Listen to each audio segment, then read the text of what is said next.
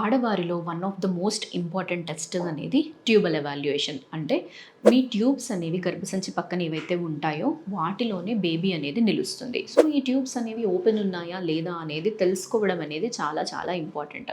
కొన్నిసార్లు ఏమవుతుంది అంటే ఫీమేల్ అనేది వచ్చినప్పుడు వాళ్ళకి టెస్ట్లు అనేది చేసినప్పుడు కొన్ని సెంటర్స్లో అనేది ట్యూబల్ ఎవాల్యుయేషన్ అనేది మిస్ చేస్తుంటారు.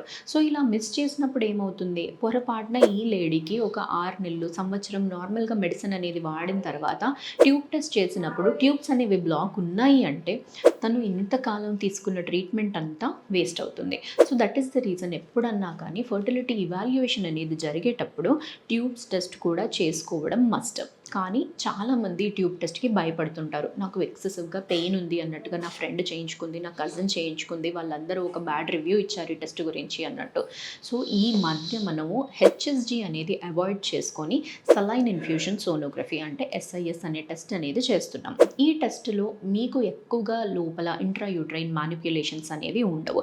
జస్ట్ ఒక చిన్న ట్యూబ్తోనే మీ గర్భసంచి లోపలికి సలైన్ అనేది పుష్ చేసి ఆ సలైన్ అనేది ట్యూబ్స్లో నుంచి వస్తుందా లేదా అనేది చూసుకుంటాం. సో ఇలా చేసే టెస్ట్ అనేది మీకు కంప్లీట్గా పెయిన్ ఫ్రీ ఉంటుందని చెప్పలేను, కానీ చాలా మటుకు కంఫర్టబుల్గా ఉంటుంది.